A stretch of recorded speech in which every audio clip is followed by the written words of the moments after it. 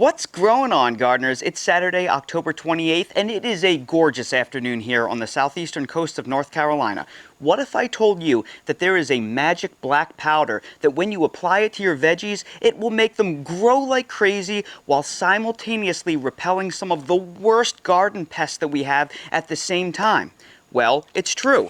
It's called blood meal, and on today's video, I'm going to teach you all about it and how to use it. If you're new to the channel, please subscribe and hit the bell to receive new video notifications, and check out our Amazon store and Spreadshop links in the video description for everything I use in my garden and awesome custom designed apparel and other gear. Your support is greatly appreciated. Blood meal is a completely organic and highly environmentally friendly fertilizer. That is because it is a byproduct of the animal slaughter industry. You see, in the animal slaughter industry, as little is wasted as possible. So when animals are slaughtered, they're hung upside down so gravity will then drain all of the blood from the animals' bodies. That blood is then collected, dehydrated, and powdered, and what you wind up with is blood meal. Blood meal can be composed of the blood of multiple different animals because it is a byproduct of the slaughter industry. However, it is more than likely going to be mostly composed of cow's blood because cows are, generally speaking, the largest animal in the slaughter industry and contain the most blood.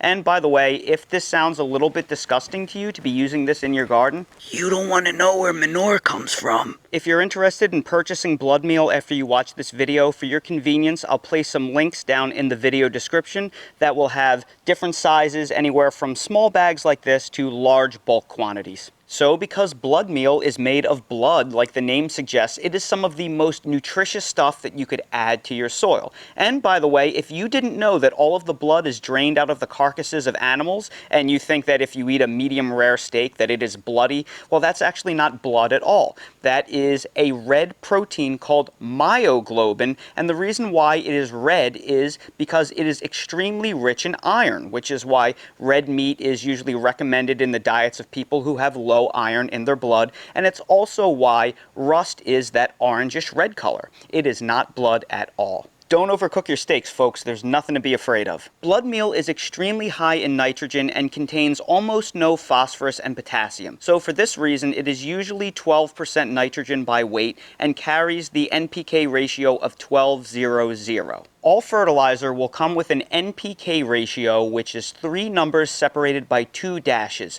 The first number represents nitrogen, or N in the periodic table of elements. Nitrogen is responsible for leafy green growth within plants. It grows leaves, stems, etc. And it also will darken up plants and make them a deeper, darker green color. P is phosphorus on the periodic table of elements. That is predominantly responsible for the growth of roots, flowers, and the fruiting cycle in plants. And K stands for potassium on the periodic table of elements. Potassium is responsible for the overall health and metabolic processes and cellular division that make a plant work. When you have all 3 of these things balanced in the proper ratio, you will have healthy, thriving plants. So because most blood meal will have an NPK ratio of about 12:0:0, it is almost an isolated source of nitrogen. And for this reason, it will cause leafy green growth of your plants like crazy. It makes them explode with growth and also get really nice, thick, lush green leaves. So the plants look incredibly healthy. But it is also for this reason that you have to be careful when using blood meal on some plants, because if you apply too much nitrogen, it can keep them in a constant vegetative state.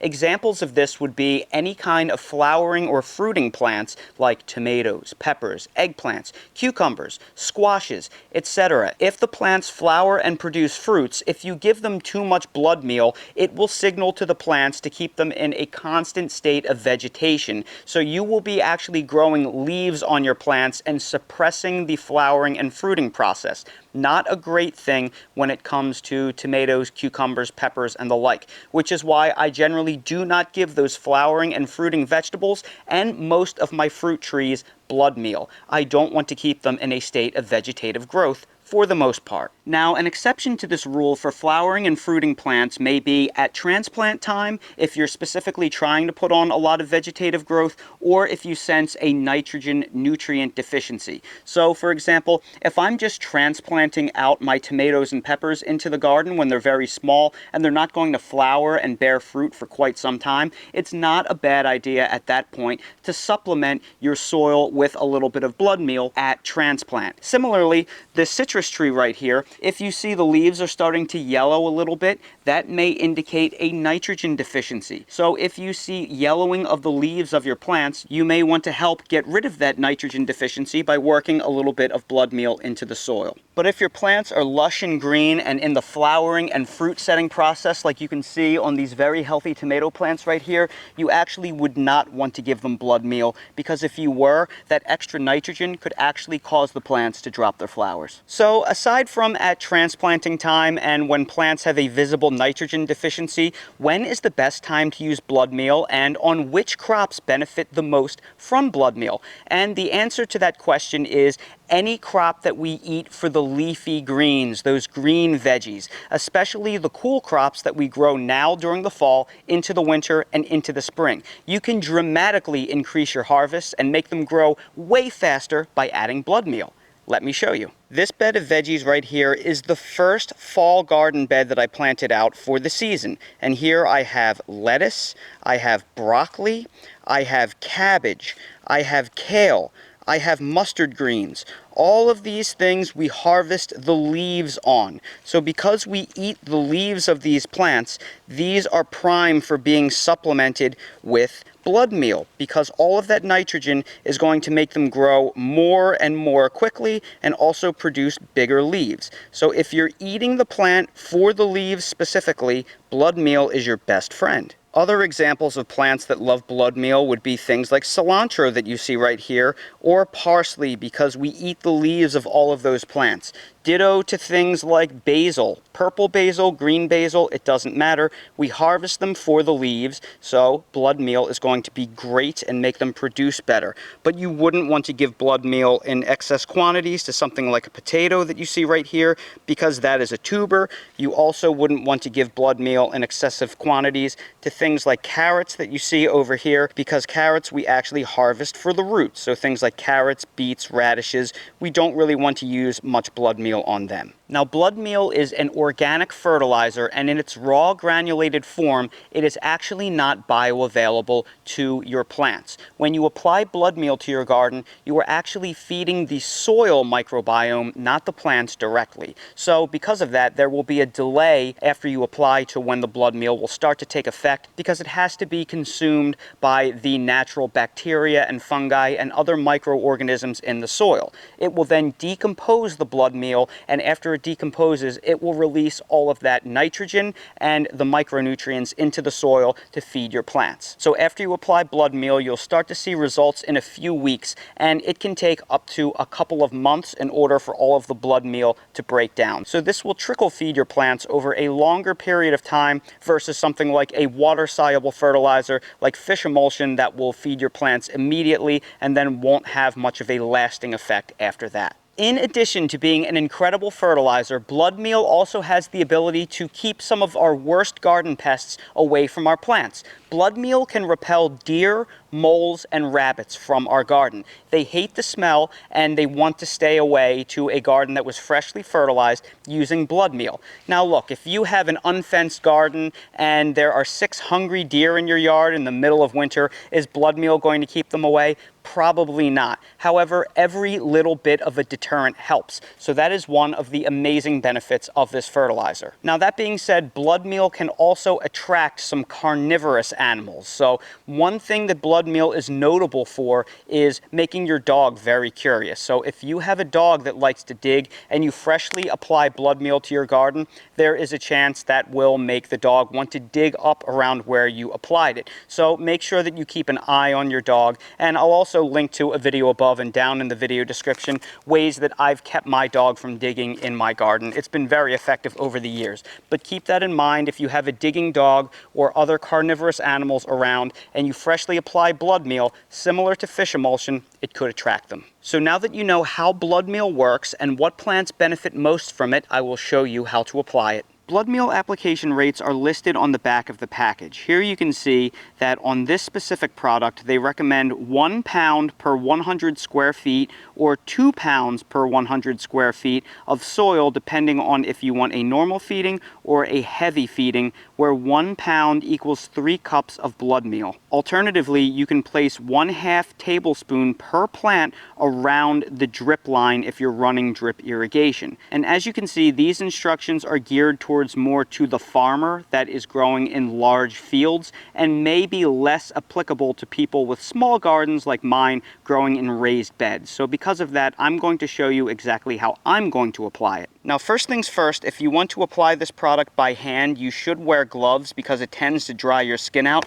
But for the purposes of this video, I'm going to show you what it looks like against the contrast of my hand. And here you can see it is a deep dark color. That's because it is effectively powdered blood. And the way I'm going to apply it is by using one of these 1.5 tablespoon scoopers that come with Miracle-Gro water-soluble fertilizers. These are great for applying these types of granulated fertilizers. And if you recall, the package says that each plant should get about 1/2 of a tablespoon per plant around a drip line. So we're going to follow that same math, and we are going to use 1/2 tablespoon worked into the soil around each plant. So one of these scoopers will take care of about 2 to 3 plants, depending on how generous you want to be. Now, in the case of these beautiful romaine lettuces that you see right here, they are literally coming to a head. And because of that, they have a little bit more of a nutrient requirement. So I want to give them one last feeding before harvest. So because of this, we're going to use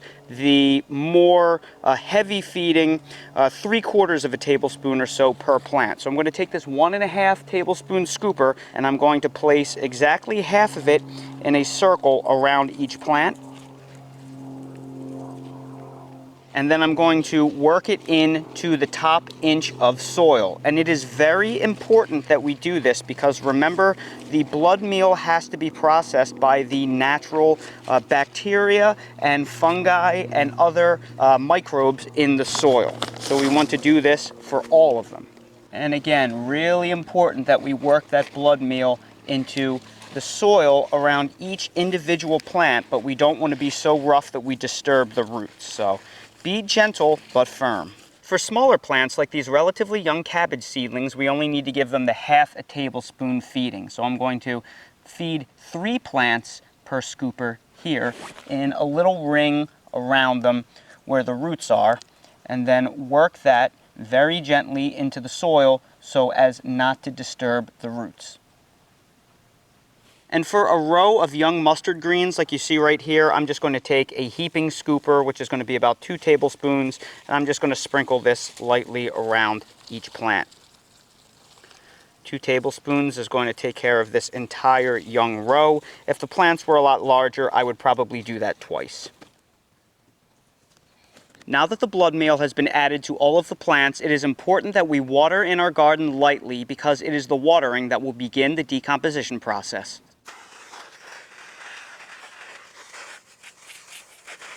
And that right there is pretty much everything you need to know about blood meal and how to use it in your garden. So everybody, I sure hope you found this video helpful. If you did, please make sure to hit that like button, subscribe to the channel, and please ring that notification bell so you're notified when I release more videos like these. If you're curious about where to buy blood meal or any of the other products that I use in real life in my garden, I have them all linked down below in my Amazon storefront in the video description. And like I said, I will also place direct links for this product and other various sizes down in the video description for your convenience. And while you're there, please check out my spread shop for custom merch if you want to support the channel. Thank you all so much for watching, and I hope to see all of you again on the next video. Yeah, Daily! Dale is out of his cone. He's free. We can say goodbye to the animal hospital. He was such a good boy at the animal hospital. Now we're going for a car ride and he won't have to wear his cone anymore. He's all better. Dale, you're all better. Yay!